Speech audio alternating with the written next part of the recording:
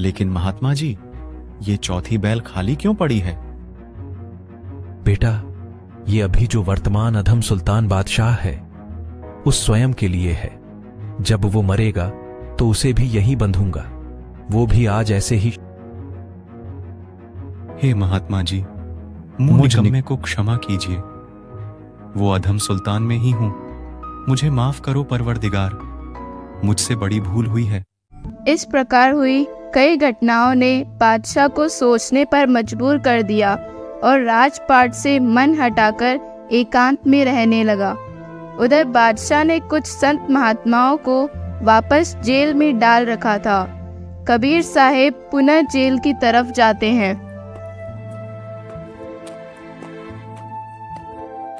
भाई उधर देख, एक महात्मा आता दिखाई दे रहा है। हाँ, मैं भी यही देख रहा हूँ। आने दे उसे नजदीक। अरे महात्मा जी, कहाँ भ्रमण पर निकले हो? आइए जरा, इधर आइए। क्या हुआ बेटा, क्या काम है? महात्मा जी, अब बहुत हो गया, चलो चक्कियां चलाइए और आटा पीसिए। क्या? ऐसा क्यों भाई? मैंने क्या कर दिया?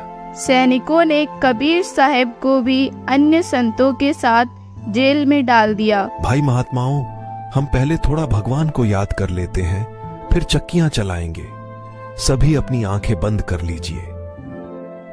कबीर साहब ने सभी चक्कियों को एक साथ चला दिया और सभी संत महात्माओं को वहां से गायब कर दिया। सभी संत महात्माओं को जेल से दूर प्रकट किया। ये एक मूर्ख बादशाह है, इसके नगर से दूर रहा करो। इधर वापस मत आ जाना, चले जाओ यहां से। मंत्री जी बादशाह के पास पहुंचते हैं। बादशाह, एक बार फिर किसी छलावे ने सभी महात्माओं को गायब करके भगा दिया। बादशाह बहुत हताश तथा दुखी था। मंत्री जी, आज के बाद किसी भी संत महात्मा को या मुल्लों काजियों को जेल में मत डालना। मैं नहीं चाहता कि वे सब मुझ निकम्मे की वजह से दुखी हों। दुखी बादशाह को देख सभी मंत्रियों ने निर्णय लिया कि बादशाह को कुछ दिन इस जलावे से दूर ले चलना चाहिए। मंत्रियों तथा रानियों ने राय बनाई कि बादशाह कई दिनों से बेचैन है, इसके लिए उन्हें 10-15 दिन के लंबे शिकार पर लेकर चलना चाहिए। बादशाह को शिकार के लिए तैयार किया और शिकार के लिए चल पड़े। शिकार के पहले ही दिन अल्लाह की रजा से उन्हें कोई भी शिकार नहीं मिला। दोपहर हो गई थी। बादशाह को यह अच्छा नहीं लगा।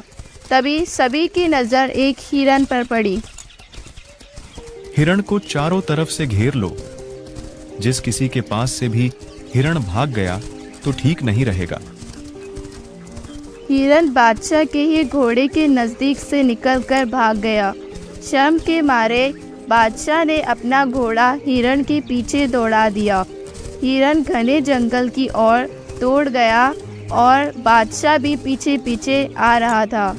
कई देर तक बादशाह पीछा करता रहा और सभी मंत्रियों और साथ के लोगों से बहुत दूर चला गया। तेज धूप और दोपहर में बादशाह और घोड़े को प्यास सताने लगी। हिरन घने जंगल में ओझल हो गया। या अल्लाह, बचा ले, कुछ ही देर का जीवन शेष है। बादशाह अल्लाह से अर्ज करने लगा और आसपास पानी खोजने लगा। अचानक बादशाह को कुछ दूरी पर एक संत की कुटिया और जल की तलैया नजर आई। या अल्लाह, तेरा लाख लाख शुक्र है। बादशाह महात्मा की बगीचे की ओर प्रस्थान कर गया। बादशाह और घोड़े ने पानी पिया। बादशाह को बड़ा आश्चर्य हो रहा था कि अल्लाह की क्या देन है। इतने घने जंगल में यह महात्मा कैसे पहुंच गया। इतने खूब बगीचे की रचना कर दी। बादशाह संत के पास गया। संत के पास 3 तगड़े कुत्ते बंधे हुए थे तथा एक कुत्ते की बैल खाली पड़ी थी। कुत्तों से कुछ दूरी पर संत ने भोजन रख रखा था। कुत्ते उसके लिए तड़प रहे थे। हे महात्मा, ये कुत्ते तो बड़े तगड़े लग रहे हैं। इनमें से 2 कुत्ते मुझे दे दीजिए। नहीं बेटा, ये कोई साधारण कुत्ते नहीं है। ये मेरे बहुत प्रभावशाली कुत्ते हैं, मैं इन्हें तुम्हें नहीं दे सकता। क्यों? ऐसा क्या है इन कुत्तों में? क्योंकि भाई ये तीनों कुत्ते उस बलख बुखारा के बादशाह अधम सुल्तान के पूर्वज हैं। जब ये बादशाह थे तब मैं इन्हें रोज कहता था कि भाई कुछ समय निकालकर अल्लाह को भी भज लिया करो, ये राजपाट 2 दिन के हैं। कल को कुत्ते बनकर भटकोगे, कोई सूखा टूक भी नहीं डालेगा तुम्हें। तब ये मुझे कहते थे कि अभी हमारे पास समय नहीं है, आप क्यों हमारा दिमाग खराब करने आ जाते हो। तब तो ये काजू बादाम के हलवे खाते थे और झूठा भी छोड़ देते थे। अब इनके नसीब में वो नहीं है। बादशाह सहम गया और कुत्तों के रूप में अपने पूर्वजों तथा महात्मा की शक्ति को देखकर कांप गया। बादशाह ने देखा कि एक बैल खाली पड़ी है। लेकिन महात्मा जी, ये चौथी बैल खाली क्यों पड़ी है? बेटा, ये अभी जो वर्तमान अधम सुल्तान बादशाह है उस स्वयं के लिए है। जब वो मरेगा तो उसे भी यही बंधूंगा। वो भी आज ऐसे ही शानो शौकत में अल्लाह को नकार रहा है। इस निकम्मे ने तो सारी हदें पार कर दी हैं। निर्दोष संत महात्माओं को जेल में डालकर न जाने क्या साबित करना चाहता है। मैं उन्हें 2 बार छुड़ा कर लाया हूं, लेकिन वो फिर डाल देता है। कई बार उसे समझा चुका हूं। कभी कारवां बनकर जाता हूं तो कभी राहगीर, कभी उसकी बांदी बनकर कोड़े खाता हूं तो कभी कुछ और। यह भी झूठी दुनियादारी में अंधा हो रहा है, मेरी एक नहीं मानता। बादशाह संत के वचनों से डर के मारे कांप रहा था और रोता हुआ संत के चरणों में गिर गया। हे महात्मा जी, मुझ निकम्मे को क्षमा कीजिए। वो अधम सुल्तान में ही हूँ, मुझे माफ करो परवरदिगार, मुझसे बड़ी भूल हुई है।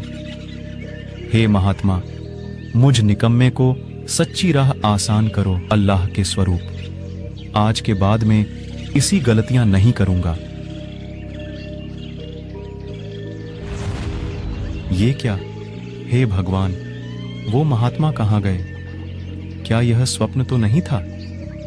नहीं, यह स्वप्न नहीं हो सकता, क्योंकि मुझे अब भूख प्यास भी नहीं है और घोड़े की पैर भी गीले हैं।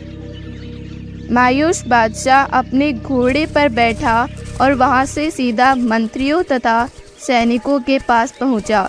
बादशाह ने हाथ के इशारे से ही महल चलने का संकेत कर दिया। बिना किसी से बोले बादशाह सबसे आगे नगर की ओर चल पड़ा। महल पहुंचकर स्वयं के कक्ष में जाकर मायूस होकर बैठ गया।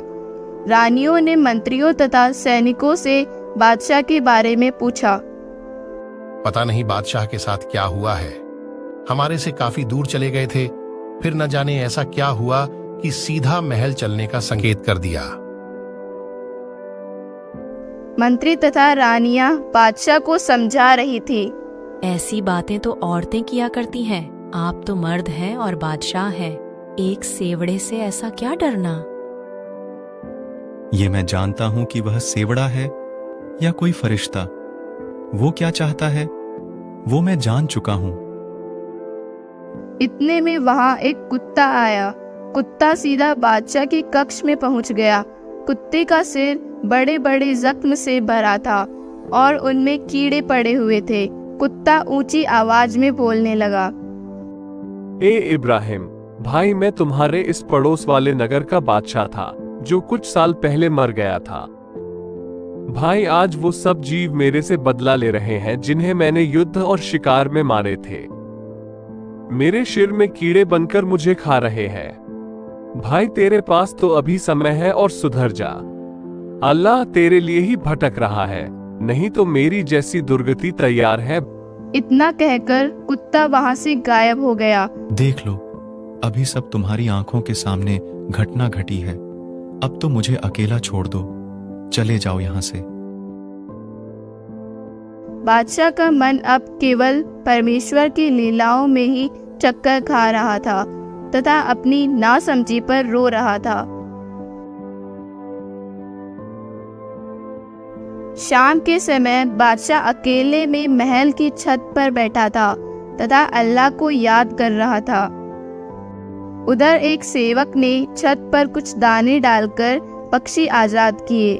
बादशाह उन्हें देखने लगा और उनमें खो गया। बादशाह उन्हें देख ही रहा था कि इतने में एक बाज आया और एक कबूतर पर झपट्टा मारा। अचंभित बादशाह उसे देखता रह गया। बाज कबूतर को दबोच कर ले गया। तभी आकाश से एक आकाशवाणी होती है, ए इब्राहिम, देख ले काल का जाल।